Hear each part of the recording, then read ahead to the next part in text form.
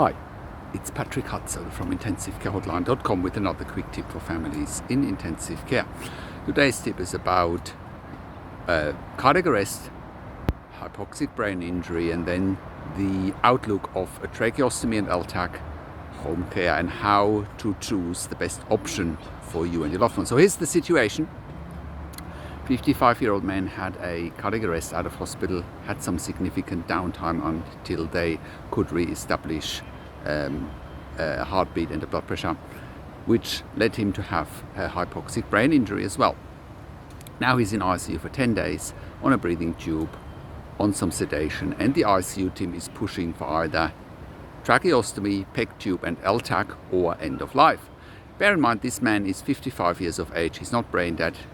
He does have, by the looks of things, a significant hypoxic brain injury, but that doesn't mean, you should be rushing things. Now, the first question for our client that I said to our client to ask is, have they done everything beyond the shadow of a doubt to get this man off the ventilator and the breathing tube and avoid the tracheostomy rather than pushing for a tracheostomy? It turns out that with a Glasgow Coma scale of 5 and him not waking up after being off sedation, it looks like a tracheostomy is the right next step.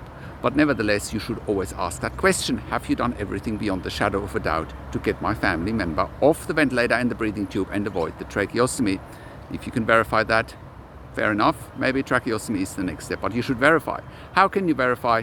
You can verify by talking to us. There's articles on our website how to extubate someone. You shouldn't trust, you should verify, you should talk to the expert, you should seek a second opinion, which is what we can help you with.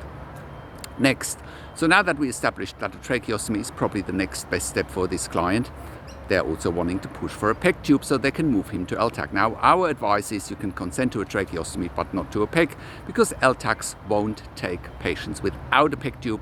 Patients can have a nasogastric tube, that's perfectly fine. We've looked after patients in ICU for over 6 months with a nasogastric tube. There's no need for a PEG.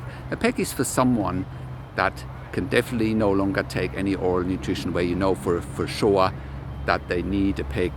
That's their only way of getting nutrition. But after day 10, that's way too early to establish that. So don't let people push you around.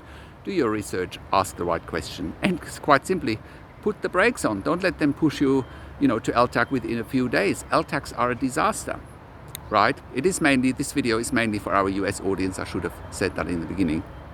It's mainly for our US audience, where patients often get moved from ICU to LTAC if you're not putting the brakes on. So what is the right next step for this particular client? So the next step is he should have a tracheostomy, no PEG. He can have a nasogastric tube and he can be fed by that. Then it needs to be established, can he be taken off the ventilator? Is a tracheostomy more comfortable for him than a breathing tube? Most likely, yes. Tracheostomies are generally speaking more or better to tolerate than a breathing tube. Of course, it would be best to have the breathing tube removed, but as I said, with a Glasgow Coma scale of 5, he can't protect his own airway, he can't swallow, he can't obey commands at the moment, so a tracheostomy is probably the right next step. So once that's done, let's see whether that particular client can have time off the ventilator, and then let's look at what is next. Should he go to LTAC? Should he go to a step-down ICU? Should he go to a neurology rehab center? Can he go home with a service like intensive care at home? Those are the type of questions you need to ask. I hope that helps for today. If you have a loved one in intensive care, go to intensivecarehotline.com. Call us on one of the numbers on the top of the website, or send us an email to support@intensivecarehotline.com. Also, have a look at our membership for families in intensive care at intensivecaresupport.org.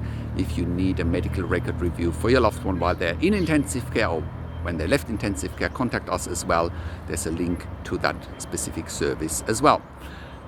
Thanks for watching this video. Like the video, share it with your friends and families. Subscribe to my YouTube channel for updates for families in intensive care.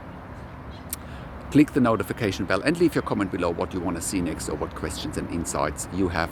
Thanks for watching. This is Patrick Hutzel from intensivecarehotline.com, and I will talk to you in a few days.